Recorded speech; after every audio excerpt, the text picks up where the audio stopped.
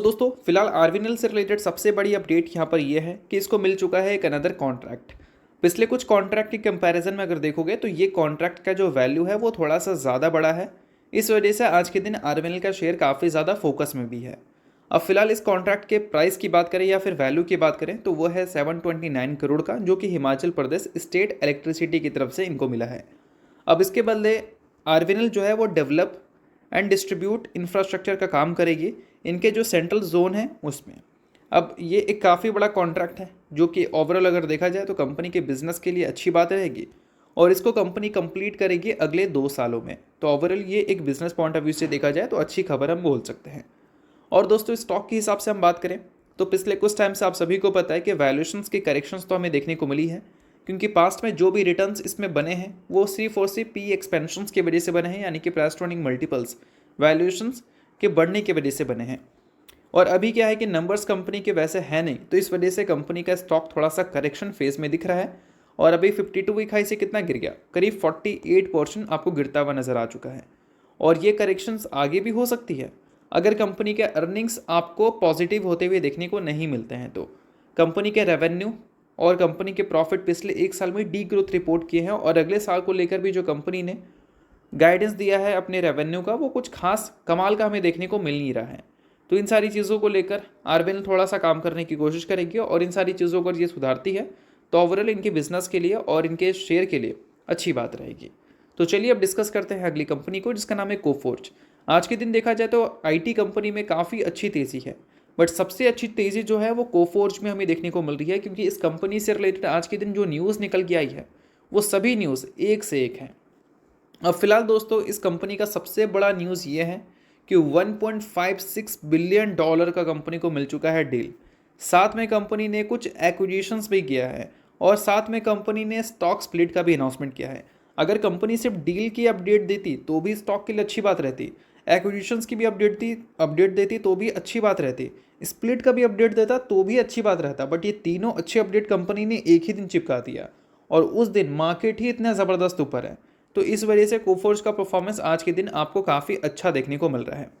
अब दोस्तों ये जो डील कंपनी को मिला है, ये डील कंपनी के रेवेन्यू में अगले फाइनेंशियल ईयर 80 से लेकर 120 मिलियन डॉलर तक का बोल सकते हैं इंक्रीमेंट कर सकता है कंपनी के रेवेन्यू में 2026 के फाइनेंशियल ईयर में, जो कि कंपनी के अगर ग्रोथ में देखोगे तो 5 से लेकर 8% का ग्रोथ हमें दिखाता हुआ नजर आएगा। तो ओवरऑल अगर देखा जाए तो ब्रोकरेज हाउस ने जो चीज़ें यहाँ पर हाईलाइट की है इस डील के एग्जीक्यूशन के बाद वो काफ़ी ज़्यादा इंटरेस्टिंग है। तो अगर कोफोर्ज की इन्वेस्टर हो तो इस चीज़ को नोट कर लो। अब बात कर लेते हैं स्प्लिट की। तो कंपनी ने दोस्तों ऑलरेडी बता रखा था कि 4 मार्च को बोर्ड मीटिंग हमारा रहेगा, उस बोर्ड मीटिंग में हम स्प्लिट का प्रपोजल रखेंगे। प्रपोजल अप्रूव हो चुका है, 1:5 के रेशियो में कंपनी ने स्प्लिट अनाउंसमेंट किया है। अभी कंपनी का फेस वैल्यू 10 रुपये का है, आफ्टर स्प्लिट फेस वैल्यू 2 रुपये का हो जाएगा। एक शेयर अगर आप ओन करते हैं तो उसके बदले कंपनी आपको 5 इक्विटी शेयर्स देगी। तो अभी जो शेयर्स का प्राइस है वो आपको कम होता हुआ दिखेगा इन फ्यूचर 75% से। इट मीन्स आपके इन्वेस्टमेंट तो वही रहेंगे बट आपके नंबर ऑफ शेयर्स 5 गुना होने वाले हैं। तो इस चीज़ को नोट कर लेना। तो चलिए अब डिस्कस करते हैं अगली कंपनी को। अगली कंपनी का नाम दोस्तों वारी रिन्यूएबल टेक्नोलॉजीज लिमिटेड है। बट इसको डिस्कस करने से पहले अगर आपको वीडियो अच्छा लग रहा है तो वीडियो को लाइक कर दो, चैनल को सब्सक्राइब कर दो ताकि इसी टाइप का इन्फॉर्मेटिव वीडियोस आपको रेगुलर बेसिस पे मिल सके। अब दोस्तों आज के दिन पहले वीडियो में हमने डिस्कस किया था कि आज के दिन मार्केट में अगर तेज़ी है तो इसके पीछे के रीजंस क्या है। तो कुछ ही रीज़न तो लॉजिक हमें लगे, बट कुछ और भी रीजंस अटैच किए गए थे जिसमें मेंशन किया गया था कि जो भी स्टॉक्स काफ़ी ज़्यादा नीचे हैं उसमें आज के दिन काफ़ी बल्क में बाइंग आपको देखने को मिली है। अब वारी रिन्यूएबल्स की बात करें तो 52 वीक हाई से कितना 72.4% ये नीचे है। अगर पेग रेशो देखोगे तो वो 0.5 से भी नीचे देखने को मिल रहा है, 0.19 है इसका पेग रेशो। तो फ्यूचर के ग्रोथ के हिसाब से कंपनी का जो current price to earning multiples है वो काफ़ी अट्रैक्टिव है और current price to earning multiple जो है वो इसकी इंडस्ट्री की पी से भी नीचे है। अभी ऊपर जा चुका है बट कुछ दिन पहले इंडस्ट्री की पी से नीचे था जब आज के दिन की तेज़ी को हम नहीं जोड़ रहे थे तब। ठीक है। अब दोस्तों ऐसे में आज के दिन बाइंग तो काफ़ी अच्छी खासी वारी रिन्यूएबल्स में देखने को मिल गई, इस वजह से परफॉर्मेंस वारी रिन्यूएबल्स का काफ़ी अच्छा दिखा। अब इंपॉर्टेंट चीज़ ये है कि आज के दिन जो बाइंग आई है, क्या इस बाइंग की वजह से वारी रिन्यूएबल्स अब यहाँ से वी शेप रिकवरी दिखाएगी? तो ऐसा नहीं है। तो देखो मैं आपको बताना चाहूँगा कि कोई भी कंपनी जब 20% से ज़्यादा गिर जाती है वन साइडेड, मान लो 20% से ज़्यादा गिर जाती है, तो कभी भी उस कंपनी में वी शेप रिकवरी आपको देखने को नहीं मिलता। ये टेक्निकल टर्म में मैं आपको समझा रहा हूँ।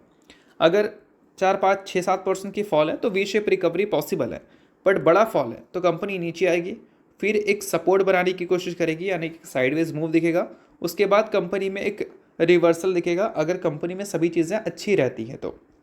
ध्यान देना, सभी चीज़ें अच्छी रहती है तो ही रिवर्सल पॉसिबल होता है, बट वो रिवर्सल एक प्रॉपर सपोर्ट के बाद पॉसिबल होता है, ना कि एक प्रॉपर वी शेप की तरह।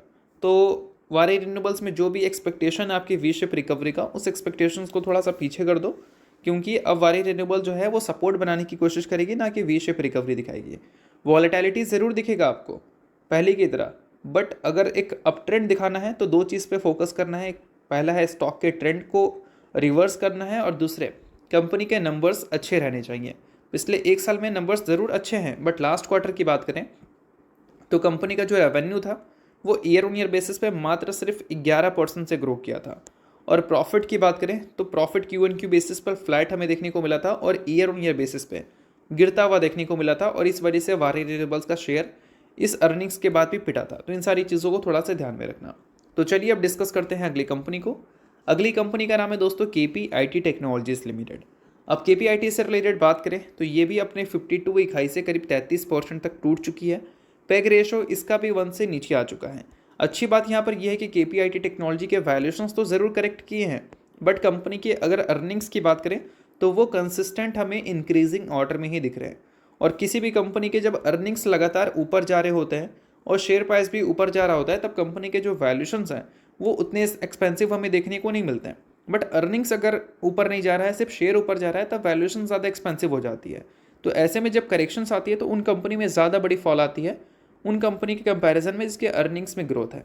अब KPIT टेक्नोलॉजी की बात करें तो इसके अर्निंग्स कंसिस्टेंट थे। बीच में अर्निंग्स के कंपैरिजन में कंपनी के जो पी थे वो ज़्यादा ऊपर चला गया था, 90 के पी के आसपास ये कंपनी ट्रेड कर रही थी। तब हमने डिस्कस भी किया था कि अगले क्वार्टर में कुछ कंपनी तोड़फोड़ नंबर रिपोर्ट करती तो ही अच्छी रहेगी कंपनी के वैल्यूशन, अदरवाइज कंपनी का ये वैल्यूशन सस्टेन हो पाना बहुत ही कॉम्प्लिकेटेड रहेगा खराब अर्निंग्स के बेसिस पे।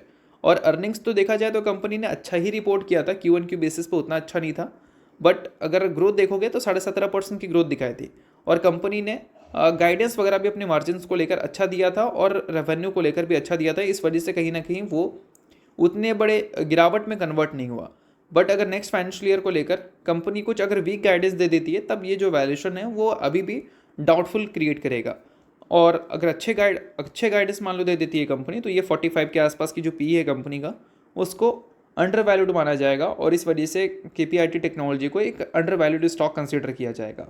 तो जब भी आप किसी भी कंपनी के फंडामेंटल एनालिसिस करते हो तो वैल्यूशंस को ज़रूर पॉइंट में रखना कि अर्निंग्स के बेसिस पर वैल्यूशंस का क्या रोल रहेगा। उसके बारे में अगर आपको आइडिया है तो उस हिसाब से आपको डिसीजन बनाने में आसानी होगा कि ये स्टॉक आपको अभी फ़िलहाल प्रॉफिट देगी या फिर आपको लॉस देगी। तो चलिए, ये सारी कुछ कंपनी से रिलेटेड कुछ इंपॉर्टेंट अपडेट्स थी जिसकी बात की हमने इस वीडियो में। होप करता हूँ वीडियो को अच्छा लगा, वीडियो लाइक कीजिए, सब्सक्राइब कीजिए। वीडियो के लिए बहुत बहुत शुक्रिया।